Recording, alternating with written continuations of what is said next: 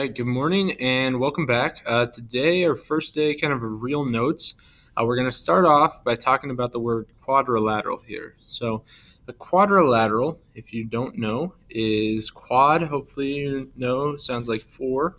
So, quadrilateral, a four-sided shape. So, there are lots of different types of quadrilaterals. The most common is probably our square. But there's also a rhombus, a rectangle, a kite, trapezoid, all sorts. And the key is that on every quadrilateral, something will be true. It'll always be the same, and we're going to examine that. So if we look at this quadrilateral, if I connect opposite corners of the quadrilateral, I'll do it with this dotted line. And if that is the case, hopefully you can tell I have formed two shapes, the same shape two times. I've formed two triangles here, okay? So triangle, triangle. Hopefully you remember from last semester that all triangles add up to 180 degrees if we add the three angles. So these three angles would add up to 180, these three angles would add up to 180. So if we think about it, what would the quadrilateral add up to? Every quadrilateral will have 360 degrees total. Now, the reason we are talking about quadrilaterals is because one of the types of quadrilaterals we'll talk about is the parallelogram. Okay. Now, parallel, I hope you guys know parallel means they run next to each other. Like these lines here are parallel. They would never touch. Okay, so parallelogram is going to be a quadrilateral with both pairs of opposite sides parallel. So an example of that, I guess I can draw one here. If we have these two sides parallel,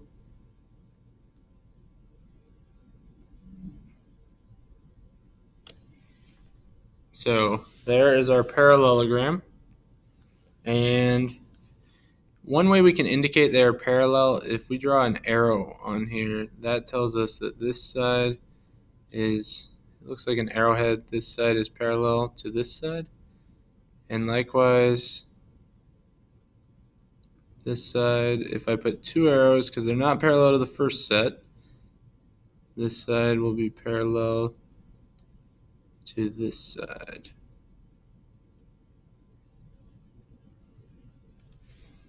All right, and so a parallelogram, there are some important rules we're going to learn about parallelograms. And if you're taking notes and I'm moving too fast, feel free to pause the video or go back and watch it again. That's totally fine.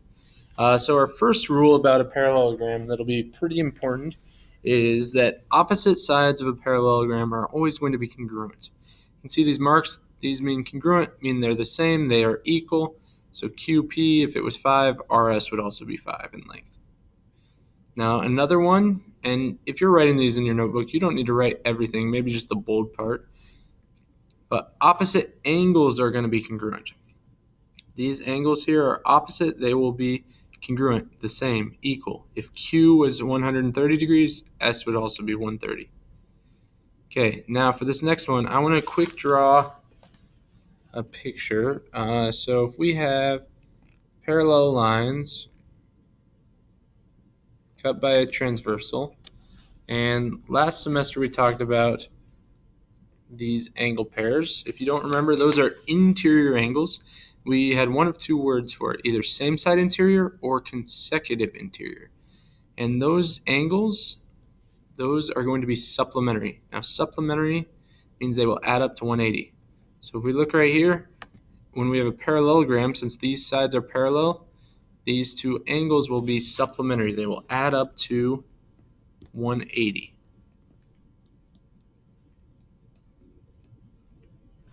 And finally, with our quadrilateral, if these diagonals bisect each other, QM and SM will be the same. Bisect means cuts it into two equal parts. Bi, remember, means two. Sect, think two sections.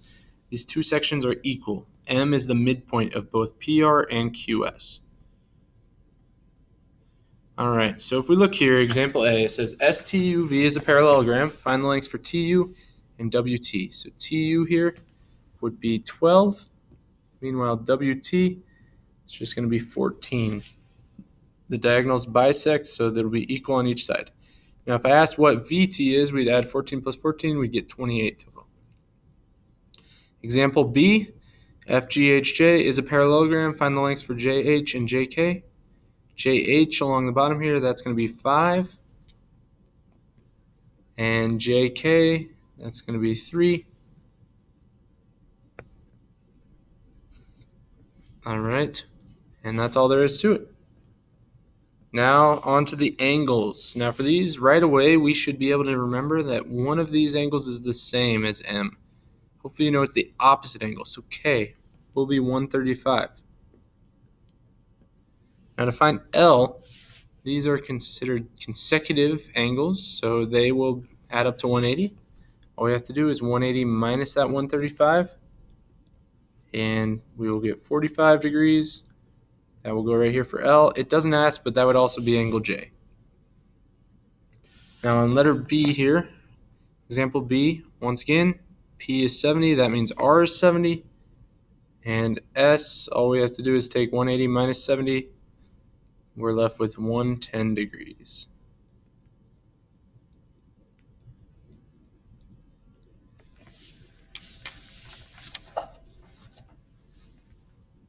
All right. Now we're going to add some algebra in.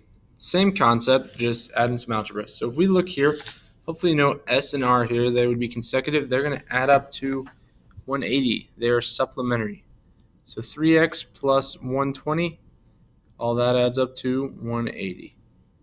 We'll subtract that 120. 3x would equal 60. Divide by 3, and x equals 20. Now in the next example, we're not going to add these up to 180. In fact, they are opposite angles, which means they will be the same.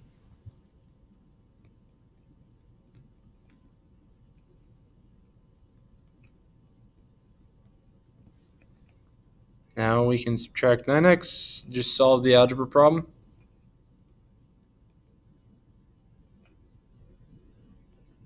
Then add 34.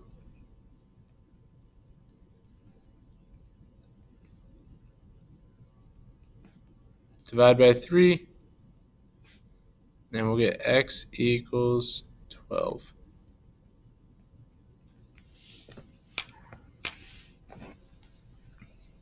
Now this next section, letter C, same approach. We're going to set them equal to each other. I'll do that quick. They are opposite angles. Opposite angles we know are congruent, which means they're the same or equal. I'll do it all in one step here. But we're going to get x equals 27. Now that's not our final answer. That takes care of the first part. It asks us to find angle x. To do that, we'd plug it in here for 4. Or sorry, for the x. So 4 times 27 minus 9. 4 times 27 is going to come out to 108. 108 minus 9 is with 99 degrees. That'd be what angle x would be. Now to find angle y, these are supplementary, so we take 180 minus 99, and we're left with 81 degrees.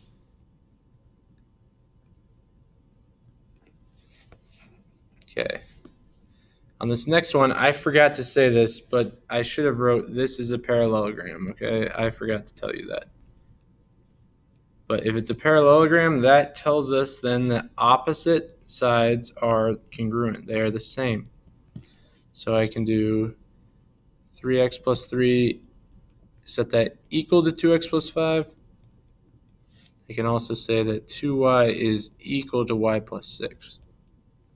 Now this one's pretty easy. Minus y. We're left with y equals 6. Up here, we'd subtract 2x. Also subtract 3. We'll be left with x equals 2. Okay, and I'm just about done. The final section here, we're examining this picture, and it says find GDE. So the measure of GDE. GDE is this angle up in the right corner here. Now, do you see this arc? That tells us this whole thing is 50, it's saying.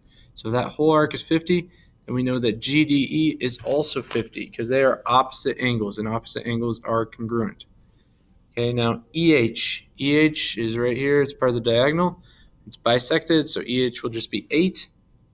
And to find Y, opposite sides we know are congruent. So 21 equals 6y minus 9. If someone else put 6y minus 9 equals 21, that's fine. We'll just add 9. Divide by 6. We'll get y equals 5. All right. And then the final question here, it asks what x is. Now, x is over here, this angle. To find what that angle is, we will need to first think if this angle is 50, these are supplementary. So we can take 180 minus 50. We know that entire angle is going to be 130 degrees. Now I can just set 7x plus 4 equal to 130. Subtract 4, subtract 4. So 7x will equal 126. Divide by 7, x will equal 18, and we are done. There is a Delta Math assignment, so sign in, try to get that done. If you have questions, reach out. Hope you guys have a great day. And if you haven't been able to come to school yet, if you have any questions, please let me know. I want you to be able to stay caught up even if you're stuck at home right now. So I look forward to seeing you soon, and hope you have a great day.